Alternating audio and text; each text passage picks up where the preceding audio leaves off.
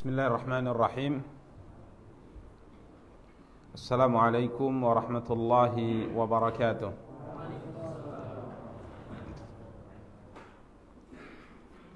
Innal hamdalillah nahmaduhu wa nasta'inuhu wa nastaghfiruh wa na'udzu billahi min shururi anfusina wa min sayyiati a'malina.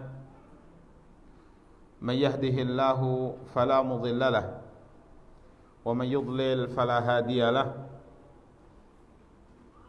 Asyhadu an la ilaha illallah wahdahu la syarika lah wa asyhadu anna Muhammadan abduhu wa rasuluh.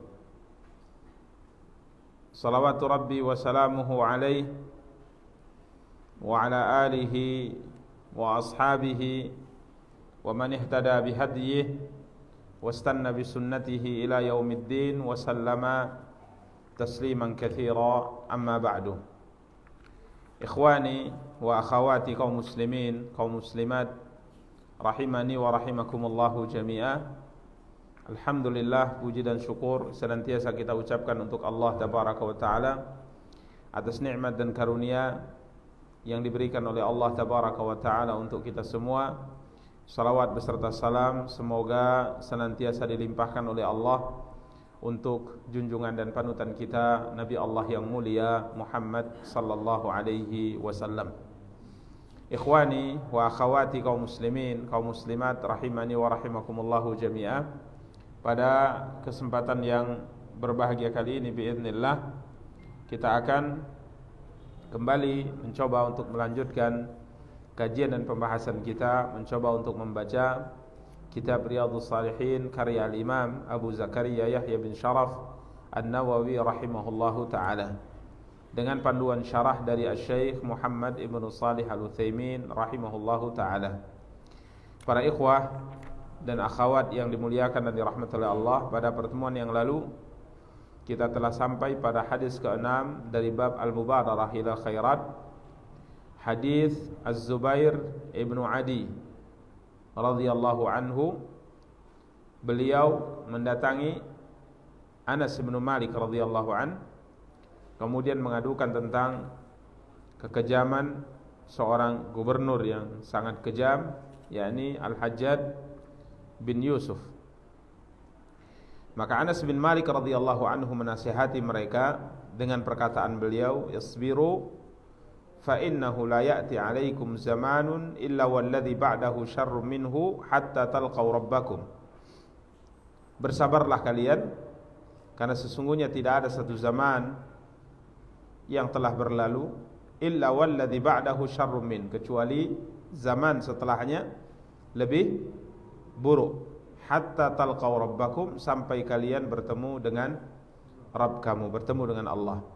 Kemudian Anas mengatakan, sami'tuhu min nabiyyikum, aku telah mendengar ini dari nabi kalian. Para ikhwah dan para akhwat yang dimuliakan dan dirahmati Allah, di mana pada pertemuan yang lalu telah kita jelaskan bahwa seorang muslim, seorang muslimah hendaknya senantiasa bersegera di dalam melakukan kebaikan. Karena di saat kebaikan yang diberikan oleh Allah tabaraka wa taala kita kesempatan untuk melakukannya, kita menundanya, bisa saja banyak hal yang kemudian menjadi penghalang dari kebaikan yang saat itu kita tunda. Seperti dalam gambaran apa yang diceritakan oleh Anas bin Malik dari apa yang beliau dengar dari Nabi kita yang mulia sallallahu alaihi wasallam tentang kondisi wulah, tentang kondisi para pemimpin. Di mana kezaliman seorang pemimpin kadangkala ini menghalangi amal saleh, ya, menghalangi amal saleh. Kemudian juga Anas bin Malik menyampaikan informasi dari apa yang beliau dengar dari Rasulullah, bahwa setiap zaman, maka zaman yang akan datang itu jauh lebih buruk. Karenanya amal saleh itu akan semakin berkurang di zaman-zaman berikutnya dari zaman sebelumnya. Ketaatan begitu juga. Ya, sunnah akan semakin ditinggalkan, bid'ah akan semakin dikerjakan. Ini yang diceritakan oleh Anas bin Malik radhiyallahu ta'ala anhu dari Nabi kita yang mulia sallallahu alaihi wasallam.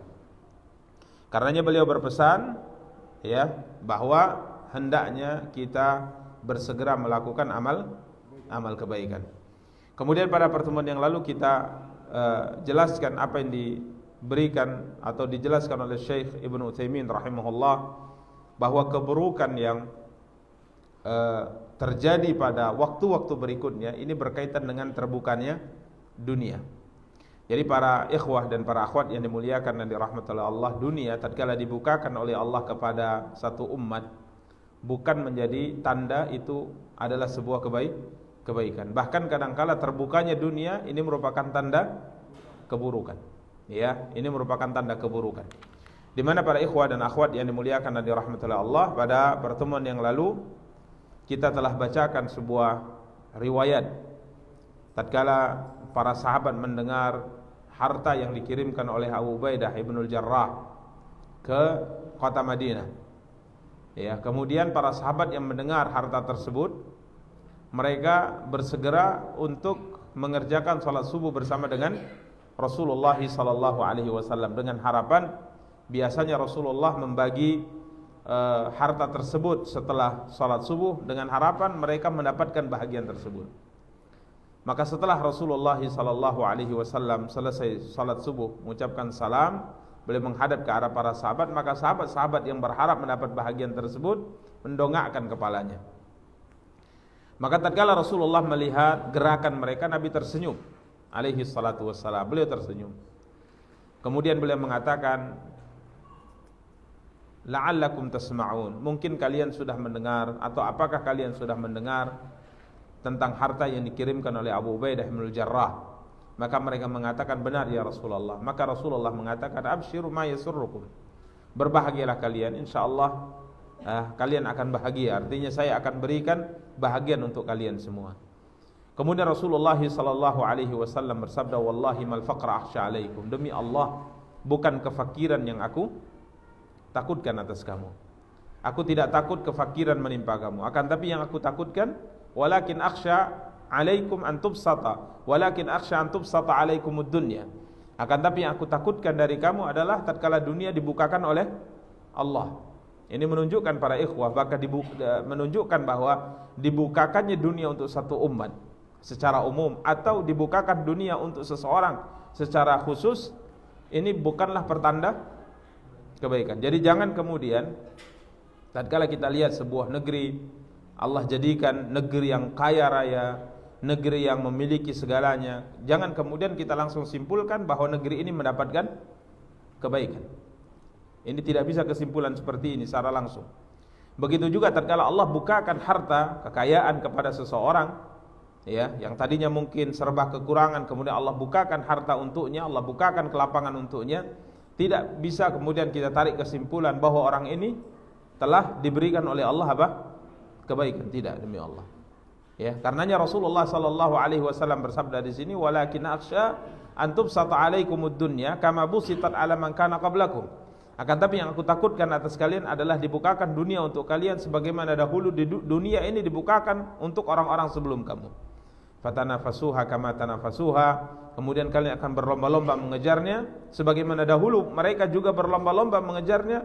Wa tuhlikakum kama ahlakathum, maka dunia akan membinasakan kamu sebagaimana dunia dahulu membinasakan mereka. Jadi para ikhwah dan akhwat yang dimuliakan dan dirahmati Allah, Syekh Ibnu Utsaimin menitik beratkan poin pembahasan bahwa zaman yang akan datang jauh lebih buruk daripada zaman yang telah berlalu. Dari sisi apa? Dari sisi terbukanya dunia. Karenanya kita lihat para jamaah yang dimuliakan dan dirahmati Allah, sebagaimana kita telah jelaskan pada pertemuan yang lalu, karena dunia ini banyak orang lupa tentang agama. Ya, karena dunia banyak orang lupa tentang agama, sehingga yang difikirkan oleh setiap manusia saat ini bukan bagaimana ia selamat di akhirat, akan tapi bagaimana ia menjadi orang terhormat dari sisi dunia, punya jabatan, punya harta, punya rumah, punya kendaraan, dan seterusnya. Ini yang selalu difikirkan oleh manusia. Bahkan kalau boleh kita lakukan sensus misalnya, boleh dicek setiap orang yang bangun setiap pagi, membuka matanya, bangun pagi, apa yang ia fikirkan terlebih dahulu?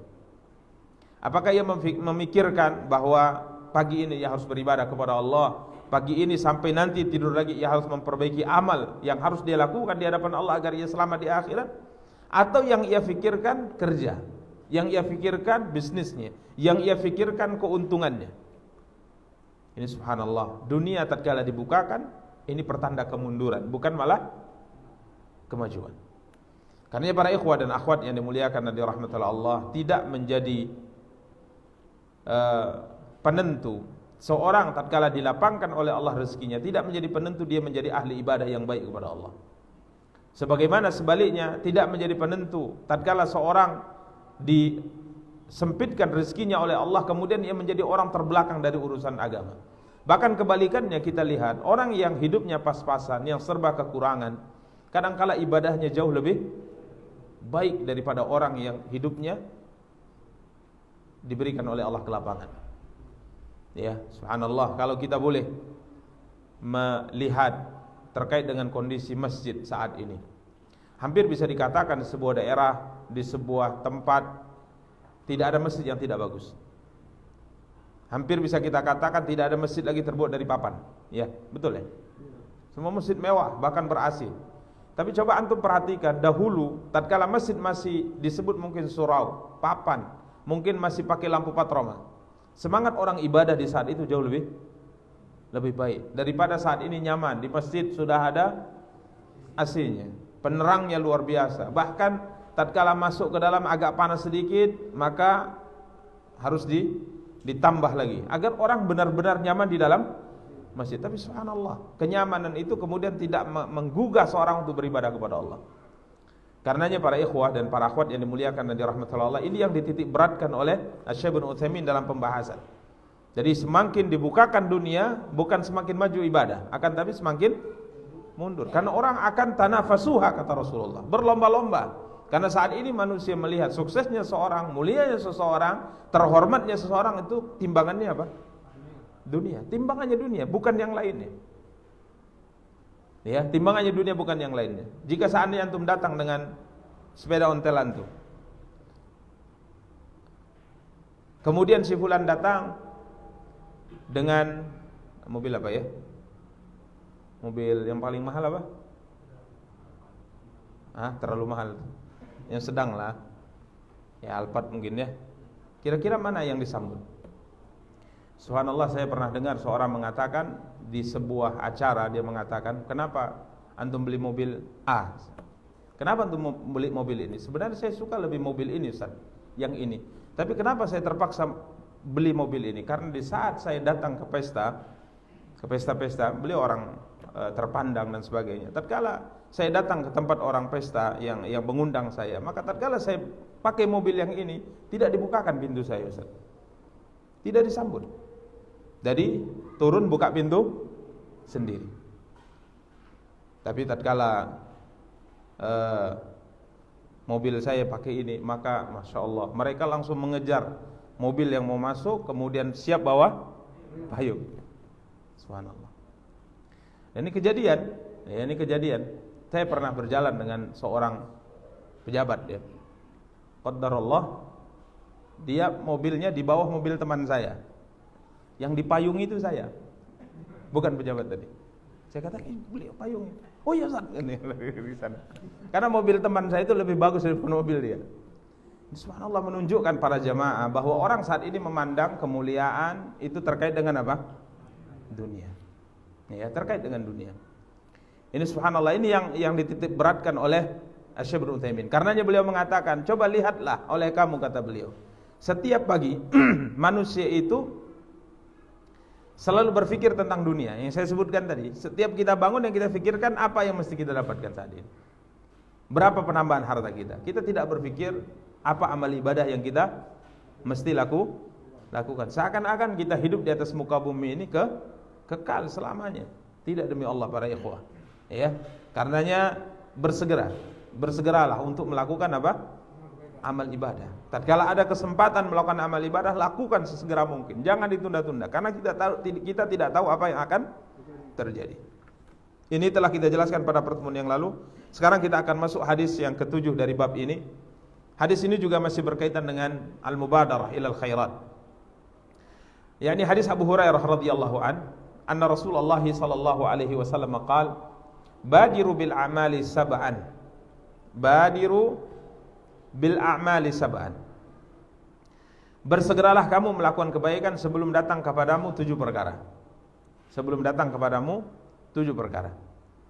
Hal tantadhiruna illa faqran munsiyan au ghinan mudghiyan au maradan mufsidan au haraman mufnidan au mautan mujhizan au ad-dajjalu fasyarru ghaibin yuntazar au as-sa'ah fas-sa'atu adaha wa amar. Hadis diriwayatkan oleh Imam Tirmidzi dan beliau mengatakan hadis ini hasan sahih. Hadis ini adalah hadis yang hasan. Dari Abu Hurairah radhiyallahu anhu, sesungguhnya Rasulullah sallallahu alaihi wasallam bersabda, "Badiru bil a'mali sab'an." Bersegeralah kalian melakukan amal ibadah, amal ketaatan kepada Allah sebelum datang 7 perkara. Sebelum datang 7 perkara. Kita akan coba untuk membahas 1 dan 2 perkara tersebut dari 7 perkara disebutkan oleh Nabi sallallahu alaihi wasallam. Yang pertama dan yang kedua, hal tantadiruna illa faqran munsiyan au ghinan mudghiyan. Apakah kalian menunggu kondisi kefakiran yang membuat manusia lupa, atau ghinan, kaya, yang membuat manusia melampaui batas?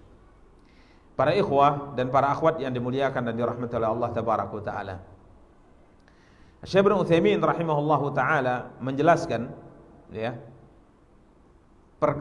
perkara ini adalah 7 perkara yang meliputi manusia dalam kehidupan. Artinya seorang manusia dalam kehidupannya pasti akan mengalami salah satu di antara 7 perkara ini. Karena disebutkan kefakiran, kekayaan, sakit, tua, meninggal, atau dajjal, atau hari kiamat.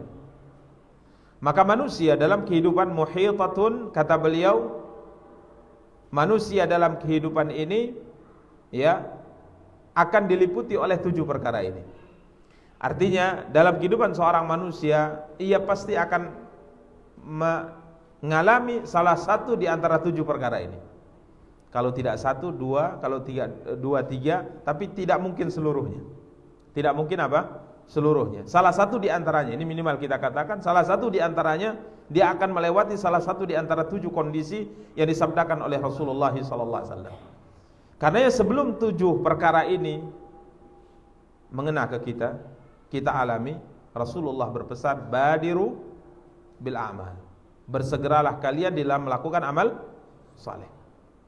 Karena kalau seandainya salah satu di antara 7 ini menimpa kita, hampir bisa dikatakan seorang itu susah beribadah. Susah beribadah, sulit beribadah kepada Allah. Yang pertama, faqran munsiyan. Kefakiran yang membuat manusia lupa. Fakir para ikhwah, kefakiran. Fakir, tahu antum arti fakir kan?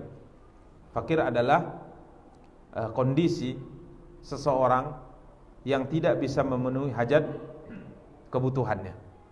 Ini kefakiran. Jadi apa yang ia dapatkan dari hasil usahanya itu tidak bisa memenuhi kebutuhan hidupnya, sehingga kondisi ini membuat ia lupa banyak hal. Tatkala ia akan beribadah, ia dituntut oleh kebutuhan. Tatkala ia harus melakukan ini, ia dituntut kebutuhan. Karenanya contoh misalnya kebutuhan pemuda itu berbeda dengan kebutuhan orang yang sudah menikah.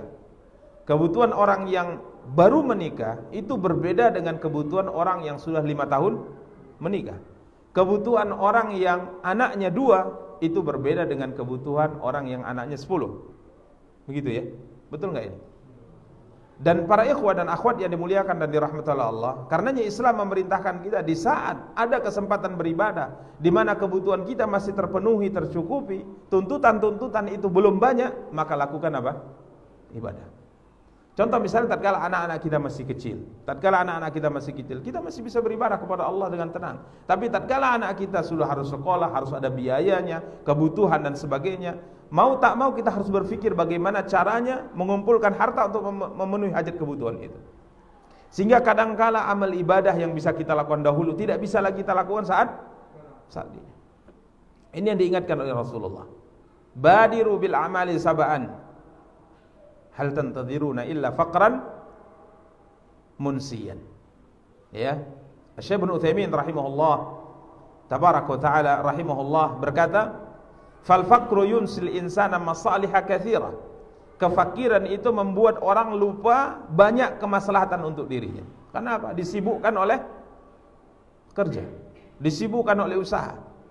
Ya, karenanya tatkala ia bekerja dari jam 8 pagi atau jam 7 pagi, bekerja sampai jam 5 sore, hajat kebutuhannya tidak tertutupi juga, maka ini dia akan berpikir bagaimana malamnya juga dia harus bekerja. Sehingga banyak hal yang tidak bisa dia lakukan. Karenanya para ikhwah dan para akhwat yang dimuliakan dan dirahmati Allah, salah satu di antara doa Rasulullah sallallahu alaihi wasallam di mana beliau berlindung darinya, di antaranya adalah apa? Kefakiran. Allahumma inni a'udzubika minal ajzi wal faqr. Beliau berlindung dari apa? Kefakiran. Kenapa? Karena kalau sudah orang itu fakir, orang fakir, maka banyak hal yang pasti dia akan tinggalkan. Ya, banyak hal yang hampir bisa dikatakan ada beberapa orang mungkin kita lihat 24 jam dia kerja, tapi kebutuhannya juga tidak terpenuhi. Nasallallahu salamu wal afiyah. Kita berlindung kepada Allah dari hal-hal seperti ini. Maka yang kita harapkan dari karunia Allah tabaraka taala, kita bekerja ya tidak terlalu porsir, tidak terlalu berat, tapi kebutuhan kita tercukupi, terpenuhi. Ada orang kerja 1 hari dalam 1 bulan, tapi hasilnya bisa untuk 3 bulan. Nah ini Masya Allah nih. Ya, mau antum seperti itu? Pasti ya. Pasti. Kerja 1 hari saja untuk 1 bulan. Ini subhanallah. Ya, maka kita berlindung kepada Allah dari al-faqr. Ya, berlindung dari Allah tabaraka wa taala dari apa? Al-faqr. Para ikhwah dan para akhwat yang dimuliakan dan dirahmati oleh Allah tabaraka wa taala. Begitu juga kata beliau, kita berlindung kepada Allah tabaraka wa taala dari sifat yang kedua. Beliau mengatakan, apakah kalian menunggu kefakiran yang membuat kalian lupa, atau kekayaan yang membuat kalian melampaui batas? Ini juga masalah. Miskin, kemudian Allah setelahnya berikan kelapangan hidup untuknya, hartanya banyak orang yang melampaui batas. Makanya kalau minta itu sedang saja. Tidak miskin, tidak fakir, kemudian tidak terlalu kaya. Dan Allah tabaraka wa taala tidak meletakkan nasib kita di tangan kita, tapi Allah meletakkan dan menentukan nasib kita sesuai dengan keinginan kehendaknya. Karenanya beliau menukilkan sebuah hadis qudsi, tapi hadis ini dipersoalkan oleh para ulama tentang kesahihannya. Disebutkan dari Nabi, menunjukkan riwayatnya lemah, tapi maknanya benar ini. Inna min ibadi man law agnaituhu la afsadahul ghina. Sesungguhnya ada di antara hambaku yang kalau aku berikan kekayaan kepadanya, maka akan rusak agamanya. Namun di sisi lain ada di antara hambaku yang kalau aku fakirkan dia, la afsadahul faqru. Agamanya akan rusak karena apa? Kefakiran.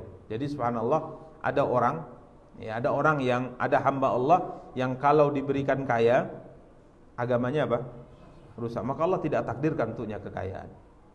Allah takdirkan untuknya kemiskinan. Sebaliknya, ada seorang hamba kalau ditakdirkan miskin, rusak agamanya. Maka Allah kasih dia kaya. Antum mau yang mana? Yang kedua. Kita menunggu pilihan Allah untuk kita saja. Betul kan? Sepakat nih. Walaupun agak berat juga ya. Karenanya para ikhwah dan akhwat yang dimuliakan dan dirahmati Allah tabaraka wa taala, memang hidup ini bukan kita yang mengaturnya, Allah yang mengaturnya. Kita tunggu saja ketentuan Allah.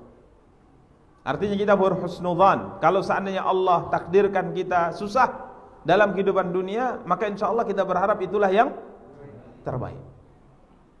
Sebaliknya, kalau seandainya Allah takdirkan kita kaya, maka kita berharap itulah takdir yang terbaik. Sehingga kita tidak lupa bahwa tujuan hidup kita ini bukan kaya dan miskin di dunia, akan tapi tujuan kita adalah bagaimana kita selamat tatkala kita nanti bertemu dengan Allah tabaraka taala. Maka para ikhwah dan para akhwat yang dimuliakan dan dirahmati Allah, dua kondisi ini adalah dua kondisi yang hendaknya kita berlindung kepada Allah darinya. Terkait dengan kelapangan rezeki, memang sering kita tekankan dan kita ingatkan bahwa kekayaan itu membuat manusia melampaui batas. Karenanya kita teringat dengan pertanyaan Raja Romawi kepada Abu Sufyan bin Harb radhiyallahu taala anhu sebelum beliau masuk Islam, tentang pengikut Muhammad itu siapa? Apakah manusia dari kalangan orang-orang lemah, ataukah manusia yang mengikuti Muhammad itu adalah orang-orang dari kalangan terhormat? Ya, maka jawaban Abu Sufyan kala itu mengatakan bal du'afa'uhum. Pengikut Muhammad mayoritasnya adalah orang-orang lemah, orang-orang terpinggir kan? Orang miskin, orang tak punya jabatan, itu yang banyak mengikuti seruan Muhammad sallallahu alaihi wasallam. Maka Raja Romawi kala itu mengatakan wa kadzalika atba'ur rusul.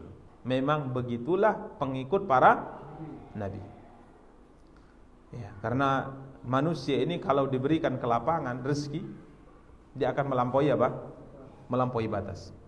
Persis bagaimana yang difirmankan oleh Allah tabaraka wa taala, kalla innal insana la yatgha ar-ra'ahus taghna. Sekali-kali tidak, kata Allah. Sesungguhnya manusia akan melampaui batas tatkala ia melihat dirinya sudah memiliki kecukupan dalam segala hal. Ya, karenanya para ikhwah dan akhwat yang dimuliakan dan dirahmati oleh Allah tabaraka wa taala, hati manusia tatkala dia miskin atau fakir itu jauh berbeda tatkala Allah berikan kelapangan untuknya, kecuali orang-orang yang dirahmati oleh Allah. Beda. Hati orang miskin dengan hati orang kaya itu beda. Betul? Hah? Berarti antum pernah miskin? Beda, bener. Stylenya itu beda. Gaya jalannya pun dicoba berbeda. Oh iya, itu gaya jalan waktu saya susah dulu. Sekarang sudah beda. Gaya ngomongnya, gaya berbeda lah semuanya. Benar. Maka nasallallahu assalamu wal afiyah. Kita memohon keselamatan dari Allah tabaraka wa taala. Penentang dakwah Nabi mayoritasnya adalah orang-orang kaya. Penentang dakwah Rasul mayoritasnya adalah orang-orang yang memiliki jabatan. Kalla innal insana la yatgha ar-ra'ahus taghna. Ya, demikian para ikhwah dan akhwat yang dimuliakan dan dirahmati Allah. Tapi jangan kemudian antum minta miskin, minta fakir, ya Allah fakirkan saya, jangan. Supaya hati saya lembut, jangan. Ya, kalaupun mau minta miskin, tapi miskin di sini khilaf para ulama, miskin apakah dari mas karena artinya tawadhu ataukah miskin yang dimasukkan di sini adalah orang yang hajat kebutuhannya pas-pasan. Ya. Ini ada perbincangan di kalangan para ulama. Artinya kita berlindung kepada Allah dari kefakiran. Allahumma inni a'udzubika minal ajzi wal faqr. Ya Allah, aku berlindung kepadamu dari apa? Kefakiran. Para ikhwah dan para akhwat yang dimuliakan dan dirahmati oleh Allah tabaraka wa taala. Karenanya Rasulullah sallallahu alaihi wa alihi wasallam mengingatkan kita bahwa sebelum datangnya kondisi kefakiran yang membuat kita banyak lupa dari banyak hal, atau kekayaan yang membuat kita mudghiyan. Mudghiyan artinya melampaui batas, maka segera lakukan amal saleh. Segera lakukan amal saleh. Para ikhwah dan para akhwat yang dimuliakan dan dirahmati Allah, yang sangat disayangkan tatkala fakir kita banyak berangan-angan. Namun setelah kaya kita apa? Lupa. Biasanya orang yang berniat untuk banyak melakukan kebaikan tatkala dia dalam kondisi apa? Susah. Kalau saya ini, saya akan melakukan. Kalau saya muda, saya semua akan dilakukan. Sayang kali bapak itu menggunakan hartanya tidak pada jalan Allah. Kalau saya, tapi tatkala Allah berikan kepadanya sebagaimana diberikan kepada si fulan, kiranya ia lebih parah. Nasallallahu alaihi wasallam. Ya, ini para ikhwah dan para akhwat yang dimuliakan dan dirahmati oleh Allah tabaraka wa taala. Dua hal yang hendaknya kita perhatikan, kefakiran yang membuat kita lupa dan kaya yang membuat kita melampaui batas. Kemudian yang ketiga yang disabdakan oleh Nabi, au maradan mufsidan. Ataukah kalian menunggu marad, penyakit yang membuat kamu mengalami Mufsid asal artinya rusak, artinya mengganggu kondisi dan keadaanmu. Para ikhwah dan akhwat yang dimuliakan dan dirahmati Allah, kalau seandainya orang sehat, kata beliau, maka kita akan lihat dia orang yang munsyarihas sadar, dadanya lapang, pikirannya tenang, duduk dengan teman dan kerabat juga nyaman, ya. Namun subhanallah, tatkala Allah berikan kepadanya penyakit, banyak hal yang berubah. Banyak hal yang berubah, sehingga bumi terasa sempit olehnya.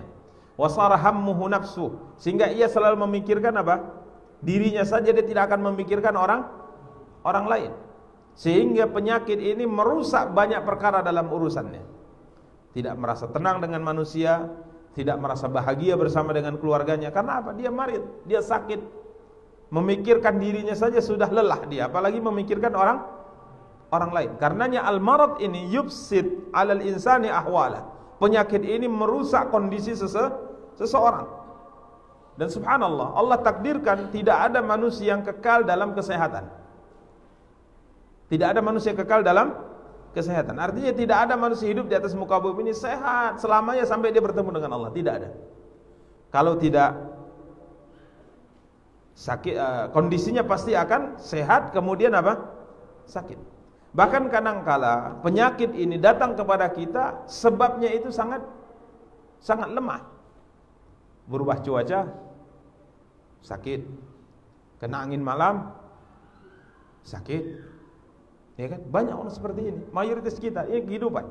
Karenanya Rasulullah SAW mengatakan, segera melakukan amal kebaikan sebelum datang sakit. Ya, sekarang kita sehat, alhamdulillah semua. Lakukan kebaikan. Kalau sudah sakit, yakinlah tidak akan mampu kita melakukan kebaikan. Apalagi kalau sudah sampai terbaring.